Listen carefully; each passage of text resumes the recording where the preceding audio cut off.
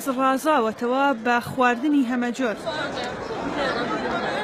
کارەکە لە چوارچێوەی فێستیڤاڵێکی خۆبەخشیدا کە خواردن بەدەستی خوێندکارانی بەشی ئەندازیاری شارستانی لە زانکۆی سلێمانی ئامادەکرا بوو. تێچووی خواردنەکان لەلایەن خوێندکاران خۆیانەوە دابین کراوە و داهاتەکەشی پێشکەش بە خاوەن پێداویستیە تایبەتەکان دەکرێت. هەستمان کرد ئەم جیلەی کۆمەلگا لەلایەن حکوومەتەوە زۆر پشتگوێخراوە، بەڵام بۆی ئێمەش ینی هەستمان بەوە کرد کە پێویستە ئێمە ئاوڕێن لەبینەوە بۆی وەکو پێیانێک بیگەینین بە حکوومەت کە ئێمە لەگەڵ ئەوەی ئەو توانای ئەومان نییە، بەڵام هەستی مرۆڤایەتی لە ناخمانە هەیە.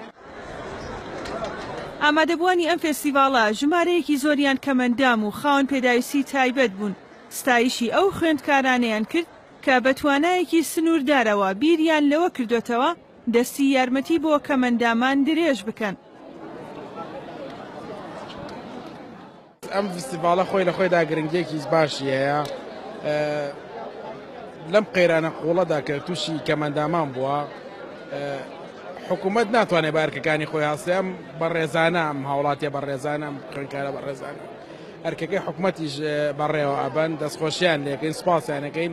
هیوادارم هەموو چینی توێژەکانی تریش بیت لە جۆرە فستیڤاڵێک لەم چەشنە بکەنەوە و هیچ نەبێت کەمێک لە ئازار و خەمەکانی کەمەندامان کەم بکەنەوە.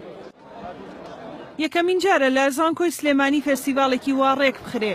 ئامادەکارانی دەڵێن لە داهاتوودا کاری دیکە دەکەن کە ئامانج لێی پێشکەشکردنی دەستگیرۆیی و یارمەتی ئەو کەسانەیە کە کەم دەرامەتن.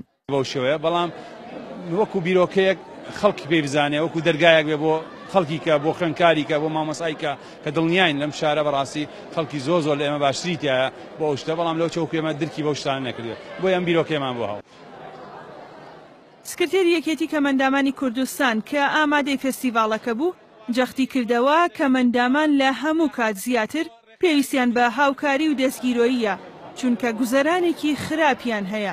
سەرۆت و سامانە یە تەماع کاتە مناڵێکی شەلە دەماغ پارەی لێ ئەبڕێ، یعنی وەرە تۆ خوێندکارێک بگرە لەگەڵ حکوومەتتا دای بنێ کامیان بەزەمیرترن. ئەم دینار لە باخەڵیانە 3000 دیناری پێ دوو ئەیە بە خواردنەی بەخشێ بە کەمەندامان حکوومەتی هەرێمی کوردستان 100 میلیۆن دلاری هەیە پارەی مناڵێکی شەلە دەماغە خوارد.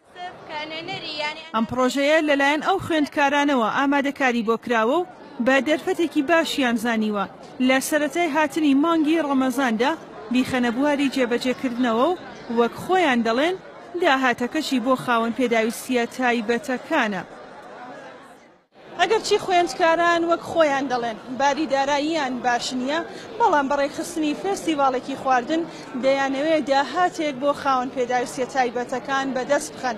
ئەوان بەم کارەی خۆیان دەیانەوێت لە مانگی ڕەمەزاندا سفرە و خوانی خاوەن پێداویستیە تایبەتەکان ڕەنگین بێت. مژاڵە محەممەد نارتی، سلێمانی.